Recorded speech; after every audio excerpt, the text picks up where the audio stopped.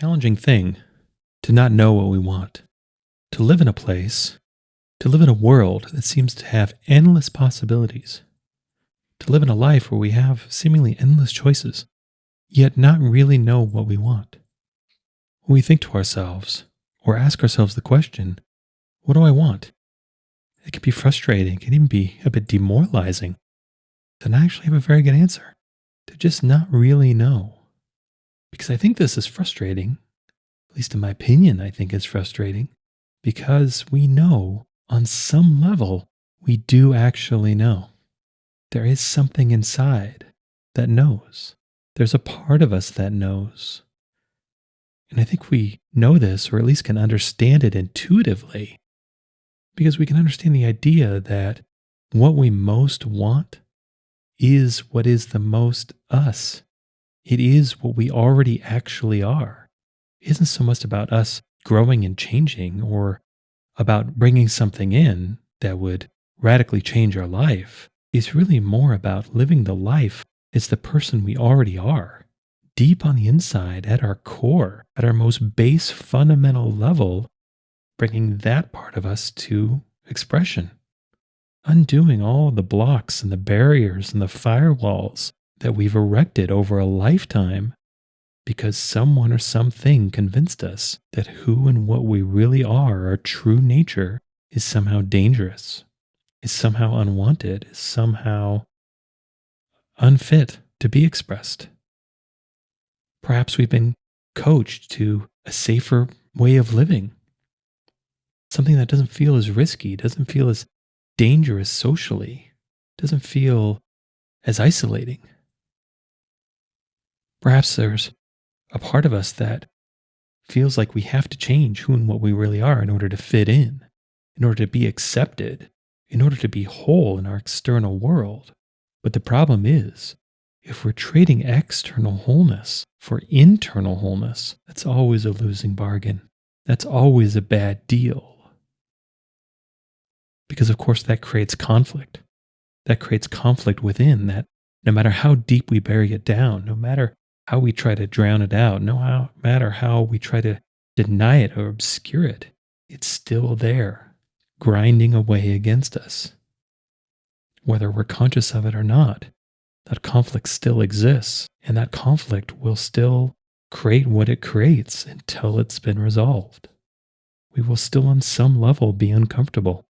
We will still on some level not be at ease, not be at peace in our own life because we haven't resolved this conflict within. But this question, what do I want, can have a different dimension too. We can find things coming to us in our life over and over and over again that we're not sure if we want or not. They're vexing, they're perplexing. There may be something we want about it, and there may be something we don't. Or this situation might make perfect sense, might perfectly pencil out to our minds, but in our hearts, in our insides, it don't feel so good.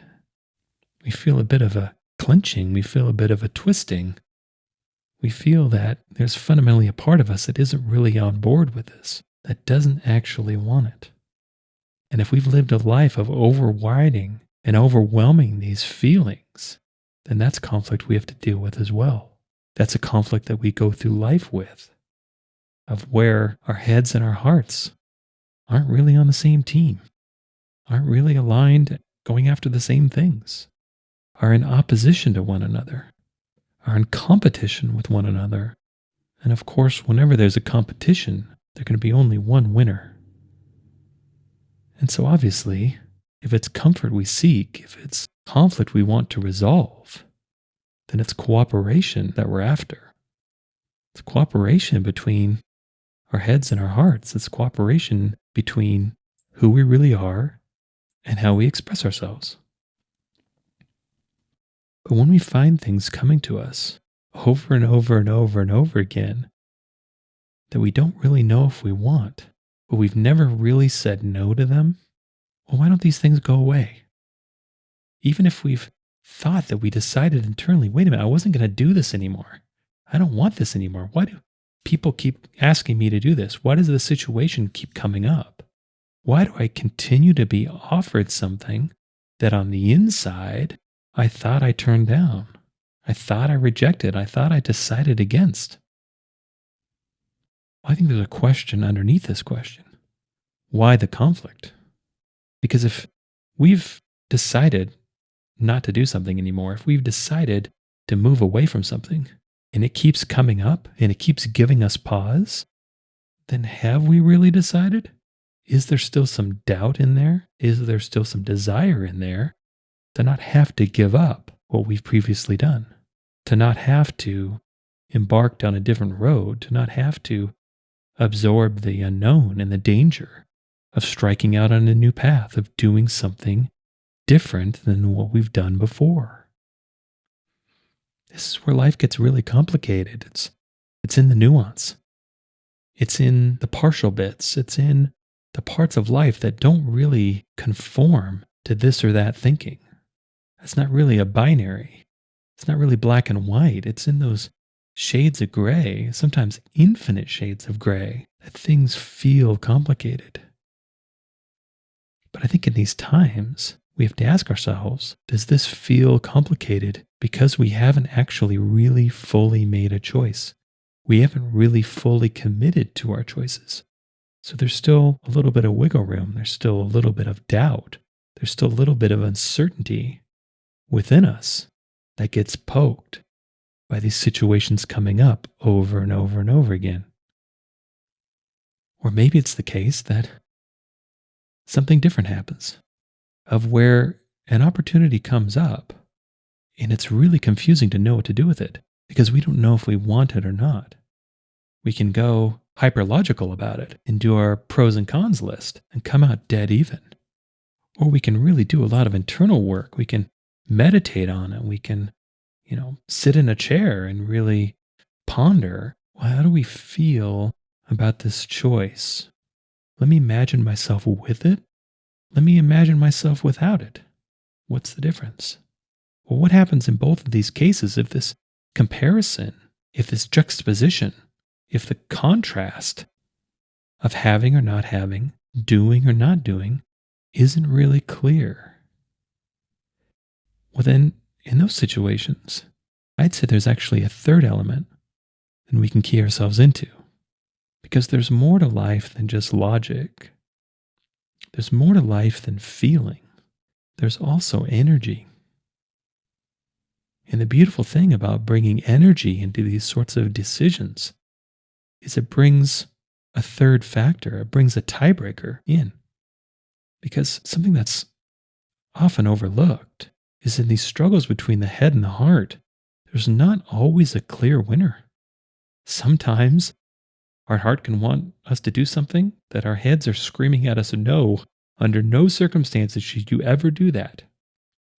Conversely, we can have something that just seems to make so much logical sense, seems to be such a perfect extension of whatever path we're on, that seems to be just the most slam dunk of slam dunks of what we should do next. Yet there's something on the inside that's a little prickly, a little twisty, a little not really on board.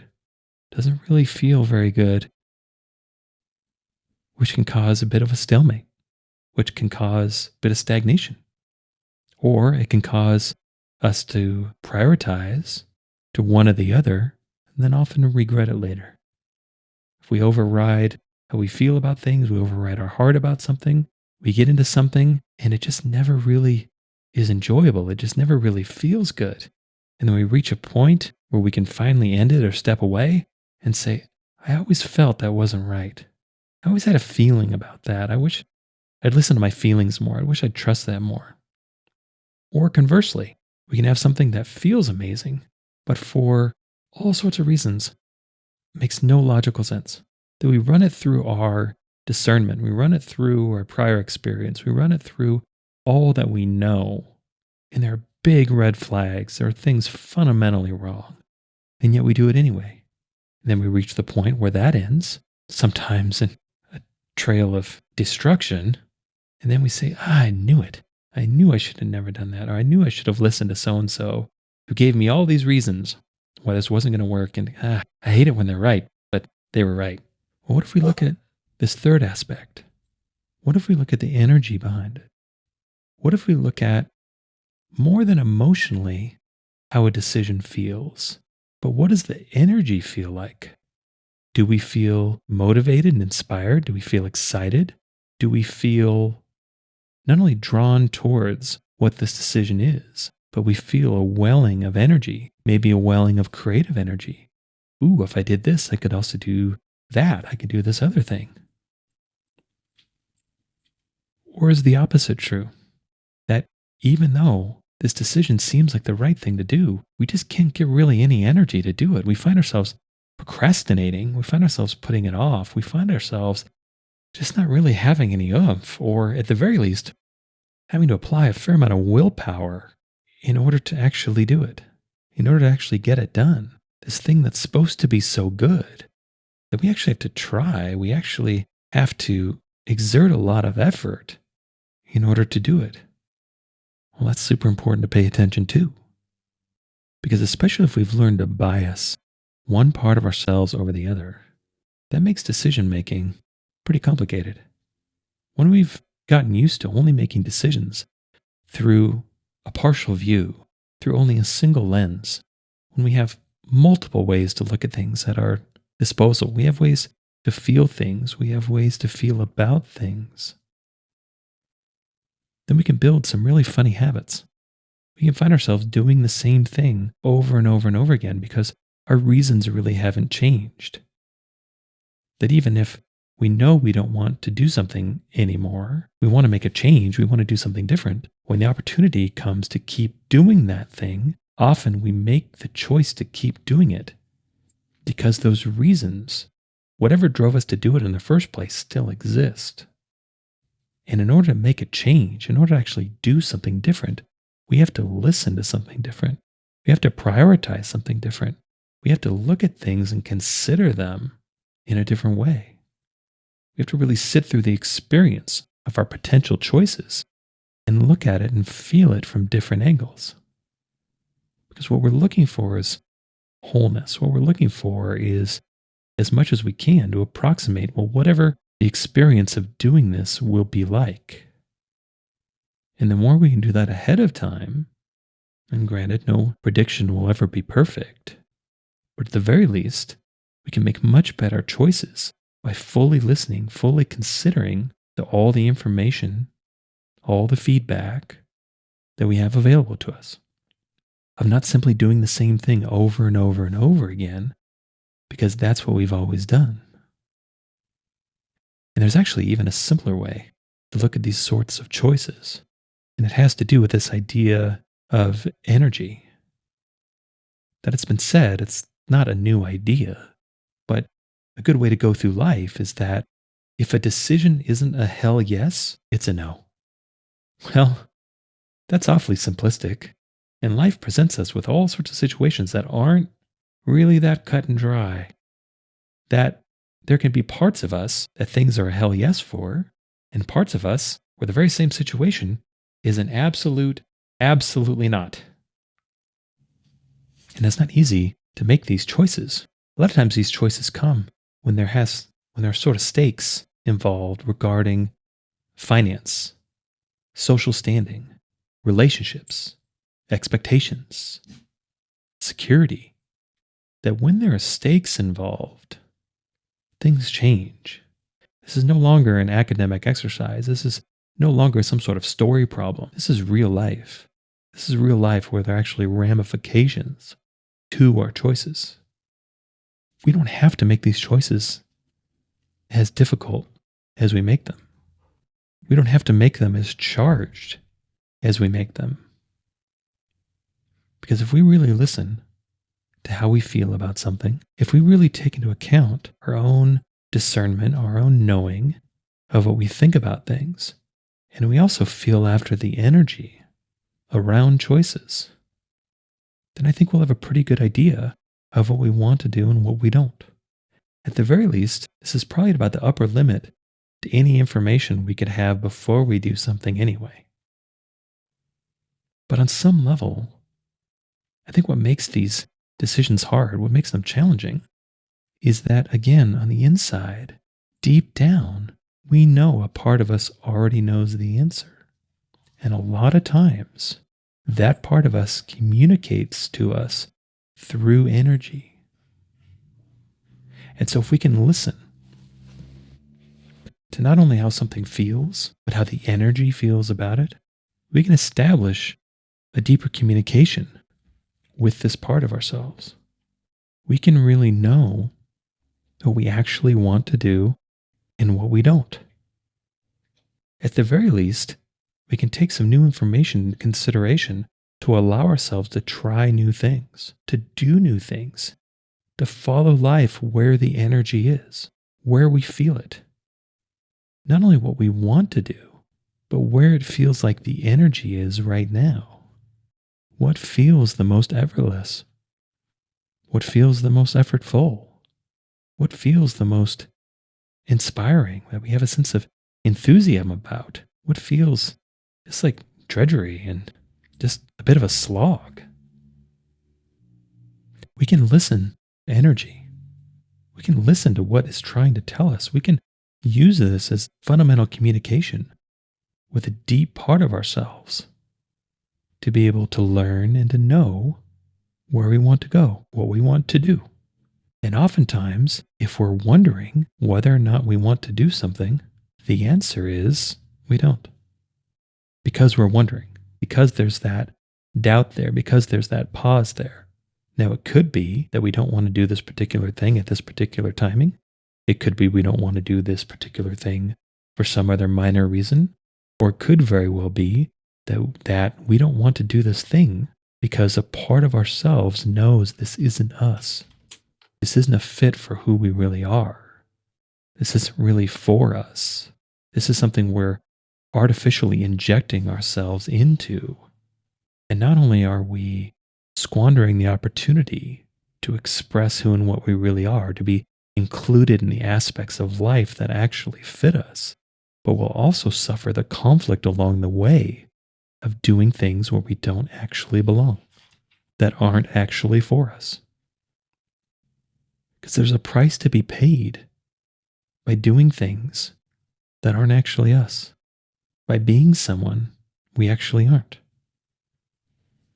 There's a cost to be borne out through creating and maintaining that conflict, through living a life of incongruence, of misalignment. And again, this is a highly nuanced thing. This isn't a simple matrix, a simple, workbook exercise that we can just, pull out a piece of paper and 5 minutes later we'll be able to answer any question. But at the very least, through considering the aspect of energy, it gives us another tool. It gives us another dimension to look at things. It gives us another way not only to understand life, but to understand ourselves, to really understand who and what we really are, to really reestablish that communication.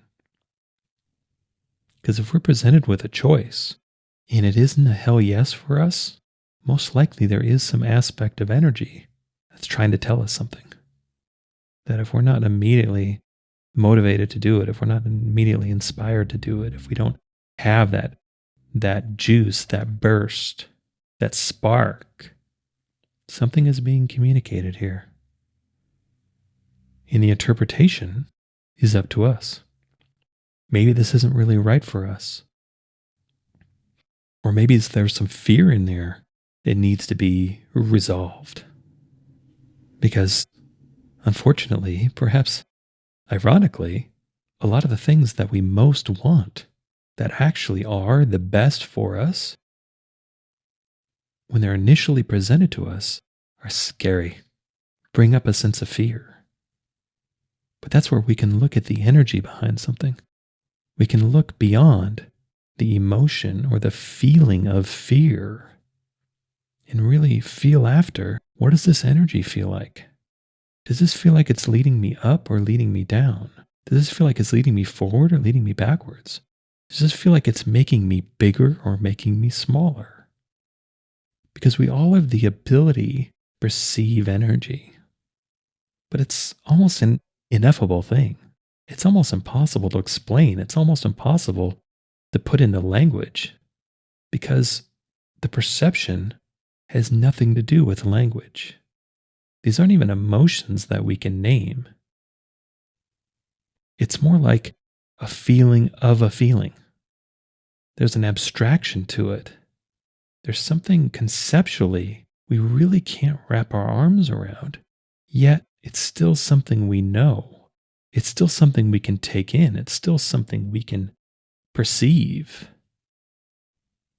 I think one of the ways we can perceive this idea of energy is through our own procrastination.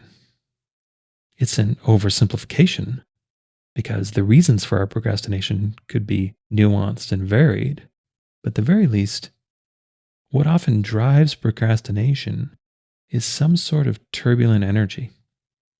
We perceive something where we're not really motivated to do whatever this is right now. Do it ahead of time, or at least do it in a reasonable amount of time. This energy might actually be so strong that we actually wait to the very last second. We wait as long as we possibly can. Well, I think that's important to pay attention to. I think it's important to pay attention to incongruencies or peculiarities of energy in our life, of where the energy really isn't there when it should be, and conversely, when the energy's there and we don't actually expect it. I think that's interesting. It's an interesting thing to feel after. It's an interesting thing to perceive and interpret for ourselves. Because ultimately, energy is completely personal. It's completely internal. No one person's experience of energy is identical to another's. And so even though we can talk about and we can share some of these concepts and some of these ideas, ultimately the onus is on us to actually experience it. To actually experience it and see what it means for us.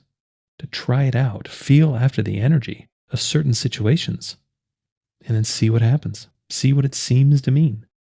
Learn how to use this as a form of guidance. Learn how to use this as a tool, a wayfinding tool, a clarifying tool on our path of life, to add another dimension to our understanding and our experience and our perception of life, of learning what life really is through living life from a thinking sense, a feeling sense, and an energy sense.